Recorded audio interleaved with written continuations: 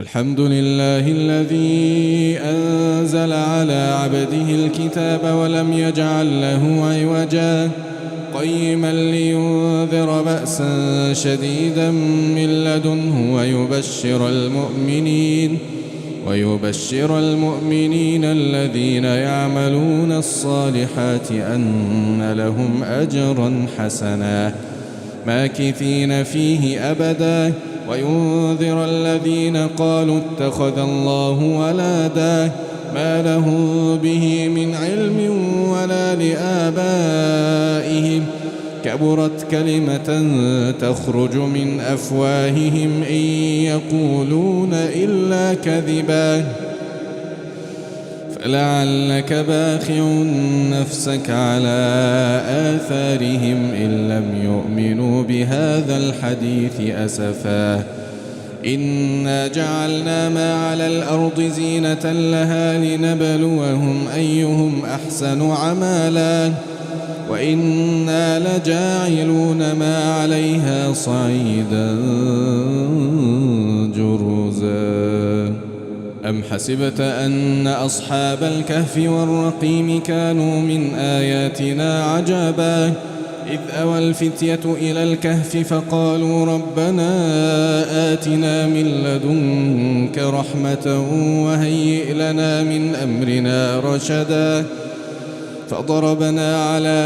آذانهم في الكهف سنين عددا ثم بعثناهم لنعلم أي الحزبين أحصى لما لبثوا أمدا نحن نقص عليك نبأهم بالحق إنهم فتية آمنوا بربهم وزدناهم هدى وربطنا على قلوبهم إذ قاموا فقالوا ربنا رب السماوات والأرض لن ندعو من دونه إلها لقد قلنا إذا شططا هؤلاء قومنا اتخذوا من دونه آلهة لولا يأتون عليهم بسلطان بين فمن أظلم ممن افترى على الله كذبا وإذ اعتزلتموهم وما يعبدون إلا الله فأووا إلى الكهف ينشر لكم ربكم من رحمته ويهيئ لكم من أمركم مرفقا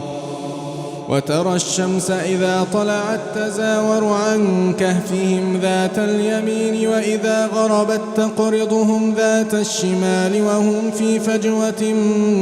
منه ذلك من آيات الله من يهد الله فهو المهتد ومن يضلل فلن تجد له وليا مرشدا وتحسبهم أيقاظا وهم رقود ونقلبهم ذات اليمين وذات الشمال وكلبهم باسط ذراعيه بالوصيد لو اطلعت عليهم لوليت منهم فرارا ولملئت منهم رعبا وكذلك بعثناهم ليتساءلوا بينهم قال قائل منهم كم لبثتم قالوا لبثنا يوما أو بعض يوم قالوا ربكم أعلم بما لبثتم فبعثوا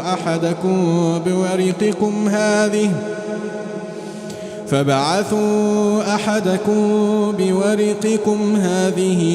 إلى المدينة فلينظر أيها أزكى طعاما فليأتكم برزق منه وليتلطف ولا يشعرن بكم أحدا إنهم إن يظهروا عليكم يرجموكم أو يعيدوكم في ملتهم ولن تفلحوا إذا أبدا كذلك أعثرنا عليهم ليعلموا أن وعد الله حق وأن الساعة لا ريب فيها إذ يتنازعون بينهم أمرهم فقالوا بنوا عليهم بنيانا ربهم أعلم بهم قال الذين غلبوا على أمرهم لنتخذن عليهم مسجدا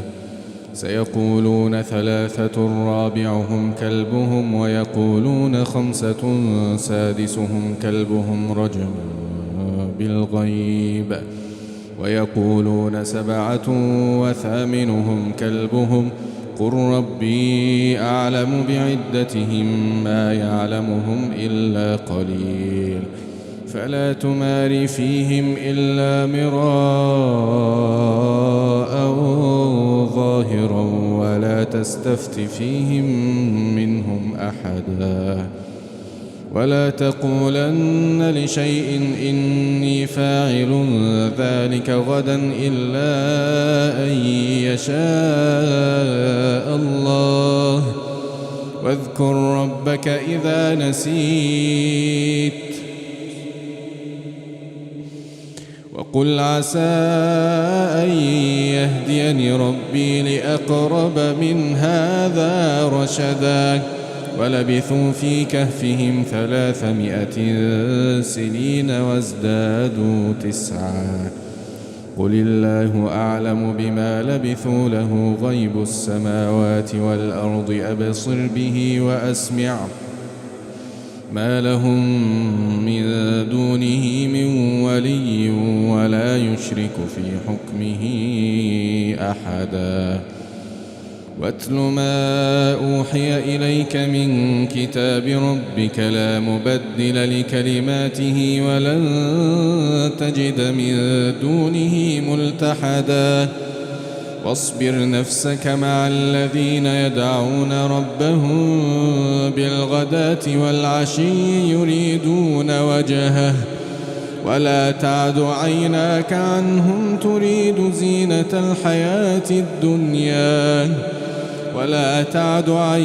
عنهم تريد زينة الحياة الدنيا ولا تطع من أغفلنا قلبه عن ذكرنا واتبع هواه وكان أمره فرطا وقل الحق من ربكم فمن شاء فليؤمن ومن شاء فليكفر إنا أعتدنا للظالمين نارا أحاط بهم سرادقها وإن يستغيثوا يغاثوا بماء كالمهل يشوي الوجوه بئس الشراب وساءت مرتفقا إن الذين آمنوا وعملوا الصالحات إنا لا نضيع أجر من أحسن عملا أولئك لهم جنات عدن تجري من تحتهم الأنهار يحلون فيها من أساور من ذهب ويلبسون ثيابا خضرا من سندس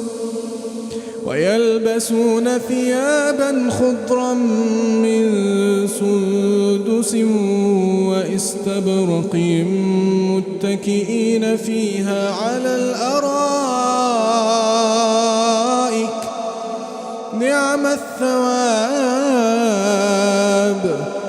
نعم الثواب وحسنت مرتفقا إن الذين آمنوا وعملوا الصالحات إنا لا نضيع أجر من أحسن عملا أولئك أولئك لهم جنات عدن تجري من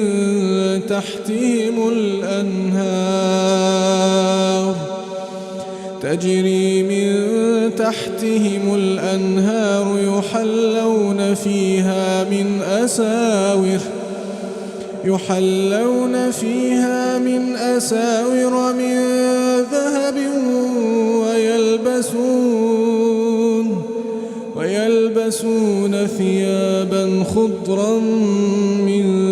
سندس وإستبرق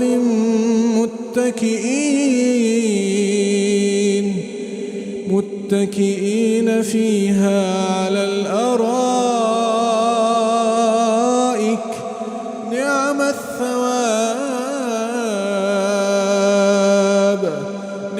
الثواب وحسنت مرتفقا. واضرب لهم مثل الرجلين جعلنا لأحدهما جنتين من أعناب وحففناهما بنخل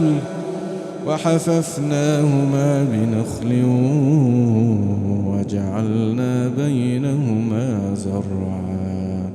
واضرب لهم مثل الرجلين جعلنا لأحدهما جنتين من أعناب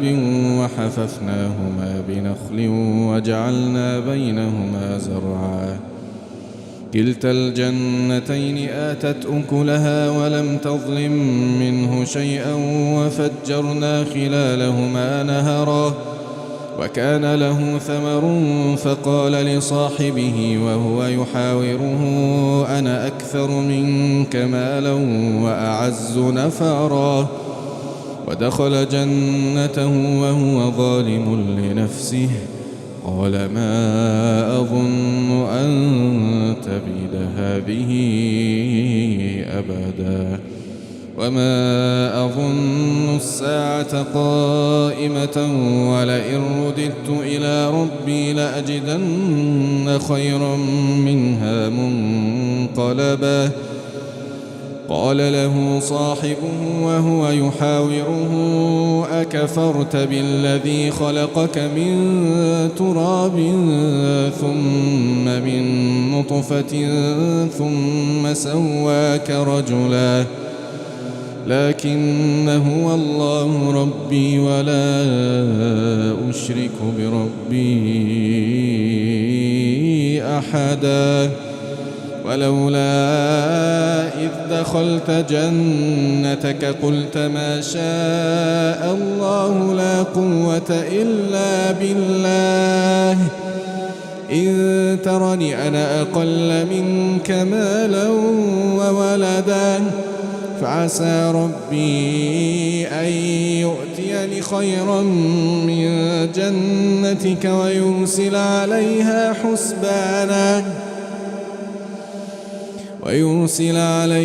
حسبانا من السماء فتصبح صعيدا زلقا أو يصبح ماؤها غورا فلن تستطيع له طلبا. وأحيط بثمره فأصبح يقلب كفيه على ما أنفق فيها وهي خاوية على عروشها ويقول يا ليتني لم أشرك بربي أحدا ولم تكن له فئة ينصرونه من دون الله وما كان منتصرا.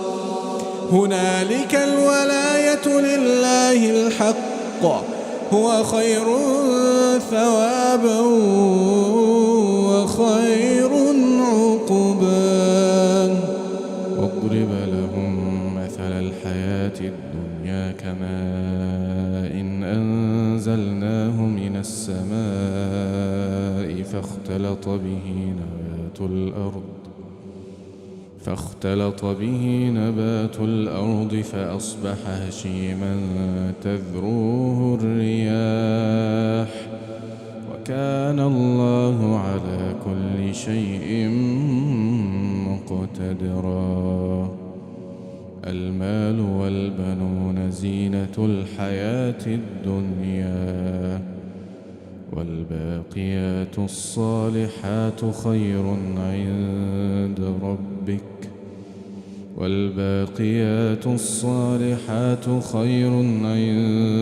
ربك ثوابا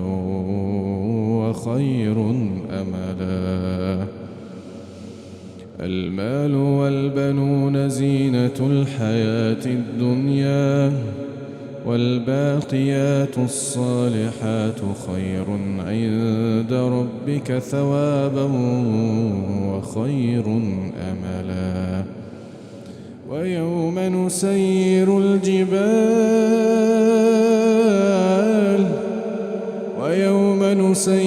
الجبال وترى الأرض بارزة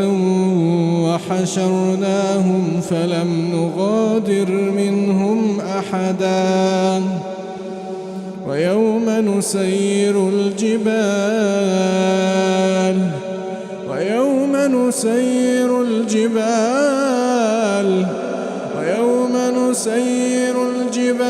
وترى الأرض بارزة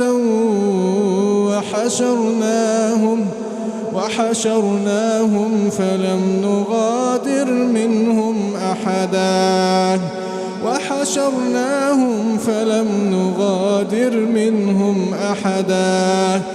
وعرضوا على ربك صفا لقد جئتمونا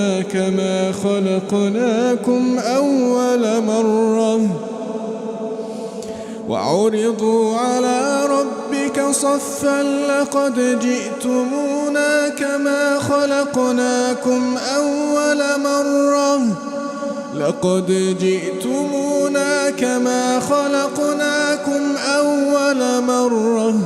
بل زعمتم أن لن نجعل لكم موعدا. ووضع الكتاب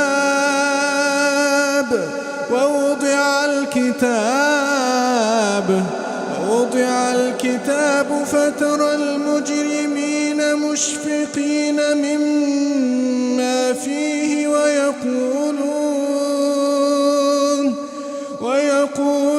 يا ويلتنا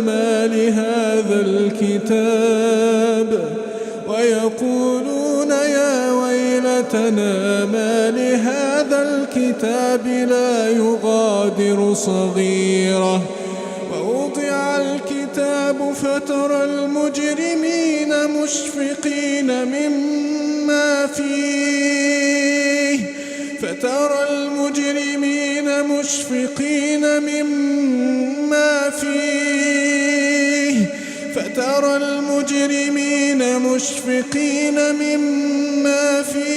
ويقولون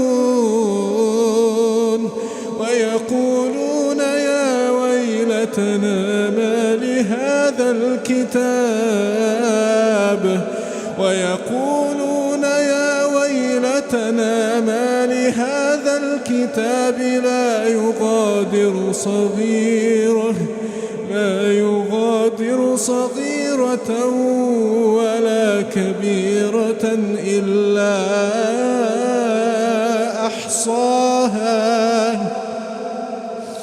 لا يغادر صغيرة ولا كبيرة إلا أحصاها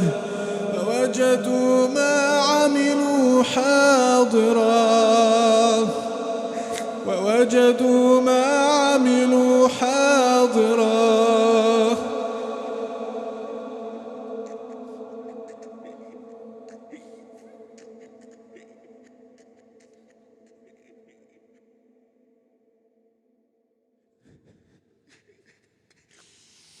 ووضع الكتاب فترى المجرمين مشفقين مما فيه ويقولون يا ويلتنا ما لهذا الكتاب لا يغادر يغادر صغيرة ولا كبيرة إلا أحصاها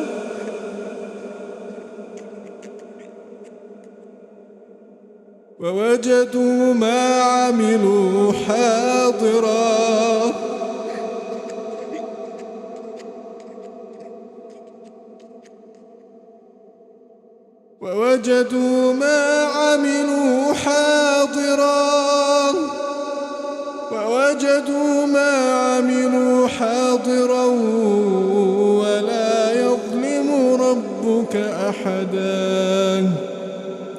ولا يظلم ربك أحدا وإذ قلنا للملائكة اسجدوا لآدم فسجدوا إلا إبليس كان من الجن ففسق عن أمر ربه أفتتخذونه وذريته أولياء من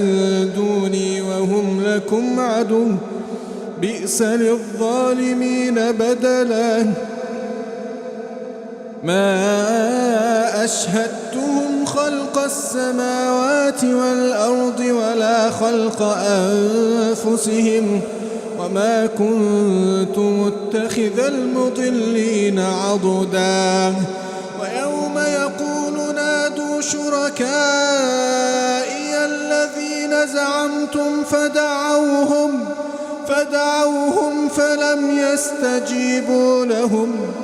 فدعوهم فلم يستجيبوا لهم وجعلنا بينهم موبقا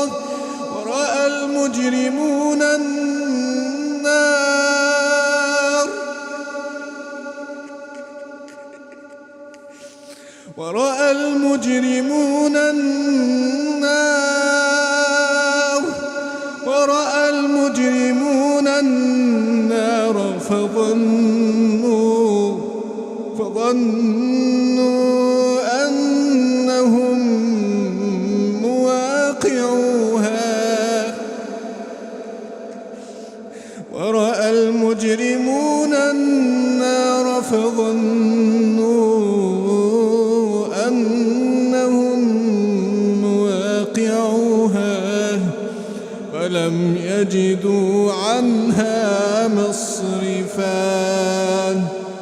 ولقد صرفنا في هذا القرآن للناس من كل مثل وكان الإنسان أكثر شيء جدلا وما منع الناس أن يؤمنوا إذ جاءهم الهدى ويستغفروا ربهم إلا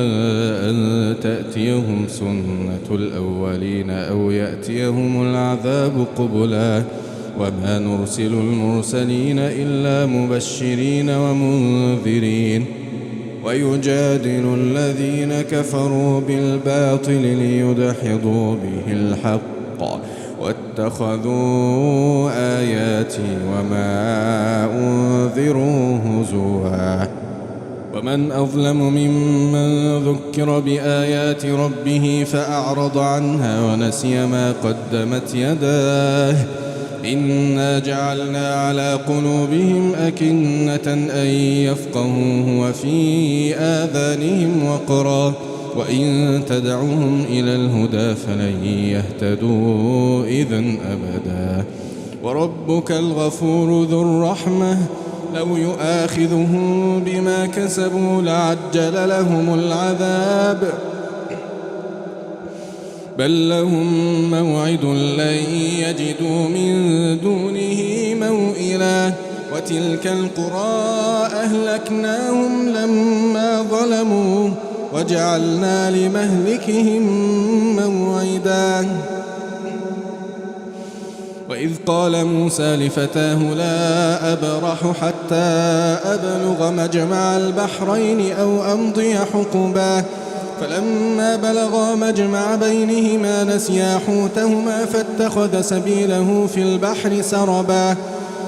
فلما جاوزا قال لفتاه آتنا غداءنا لقد لقينا من سفرنا هذا نصبا قال أرأيت إذ أوينا إلى الصخرة فإني نسيت الحوت وما أنسانيه إلا الشيطان أن أذكره واتخذ سبيله في البحر عجبا قال ذلك ما كنا نبغي فارتدا على آثارهما قصصا فوجدا عبدا من عبادنا آتيناه رحمة من عندنا وعلمناه من لدنا علما قال له موسى هل أتبعك على أن تعلمني مما علمت رشدا قال إنك لن تستطيع معي صبرا وكيف تصبر على ما لم تحط به خبرا قال ستجدني إن شاء الله صابرا ولا أعصي لك أمرا قال فإن اتبعتني فلا تسألني عن شيء حتى أحدث لك منه ذكرا فانطلقا حتى إذا ركبا في السفينة خرقها قال أخرقتها لتغرق أهلها لقد جئت شيئا إمرا قال ألم أقل إنك لن تستطيع معي صبرا قال لا تؤاخذني بما نسيت ولا ترهقني من أمري عسرا فانطلقا حتى إذا لقيا غلاما فقتله قال أقتلت نفسا زكية بغير نفس لقد جئت شيئا نكرا قال ألم أقل لك إنك لن تستطيع معي صبرا قال إن سألتك عن شيء بعدها فلا تصاحبني قد بلغت من لدني عذرا فانطلقا حتى إذا أتيا أهل قرية استطعما أهلها فأبوا أن يضيفوهما فوجدا فيها جدارا يريد أن ينقض فأقامه قال لو شئت لاتخذت عليه أجرا قال هذا فراق بيني وبينك سأنبئك بتأويل ما لم تستطع عليه صبرا أما السفينة فكانت لمساكين يعملون في البحر فأردت أن أعيبها وكان وراءهم ملك يأخذ كل سفينة غصبا وأما الغلام فكان أبواه مؤمنين فخشينا أن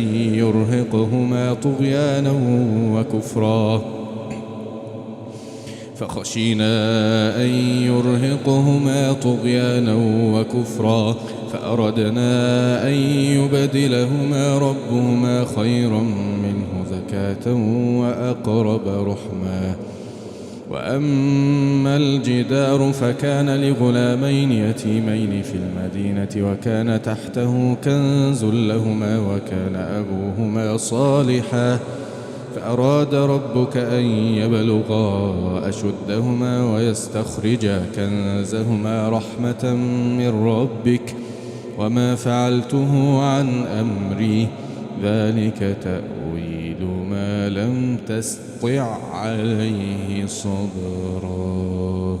ويسألونك عن ذي القرنين قل سأتلو عليكم منه ذكرا إن مكنا له في الأرض وآتيناه من كل شيء سببا فأتبع سببا حتى إذا بلغ مغرب الشمس وجدها تغرب في عين حمئة ووجد عندها قوما قلنا يا ذا القرنين إما أن تعذب وإما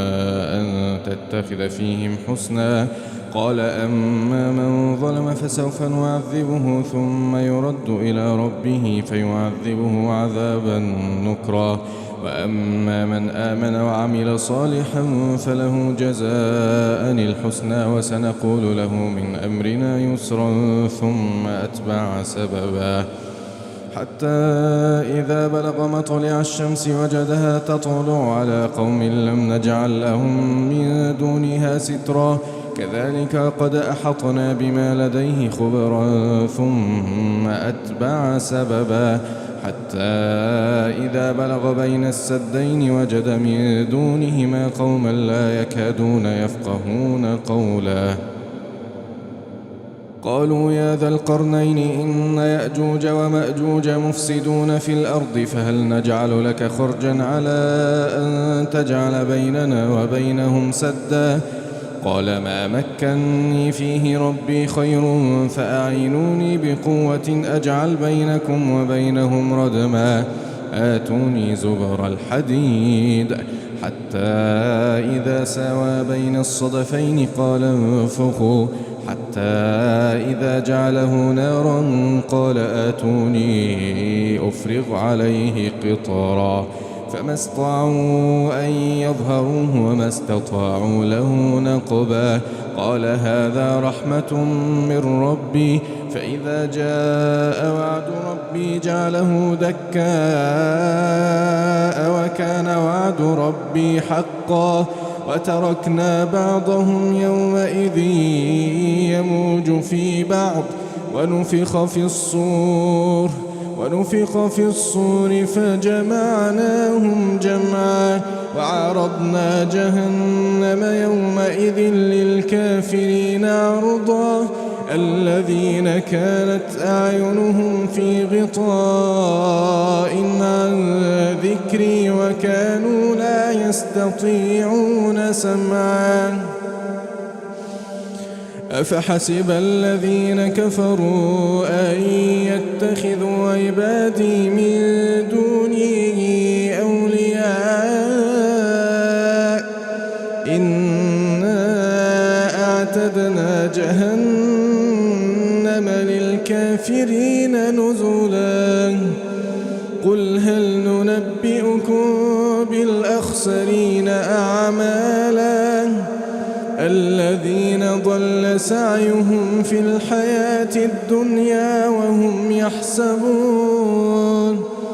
وهم يحسبون أنهم يحسنون صنعا أولئك الذين كفروا بآيات ربهم ولقائه فحبطت أعمالهم فلا نقيم لهم يوم القيامة وزنا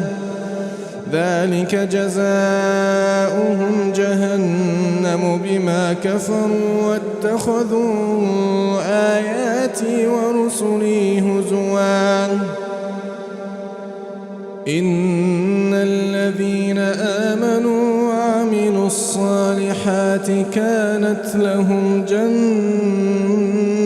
الفردوس نزلا خالدين فيها لا يبغون عنها حولا قل لو كان البحر مدادا لكلمات ربي لنفد البحر قبل أن تنفد كلمات ربي ولو جئنا بمثله مددا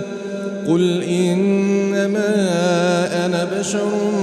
مثلكم يوحى إلي أنما إلهكم إله واحد فمن كان يرجو لقاء ربه فليعمل عملا صالحا ولا يشرك بعبادة ربه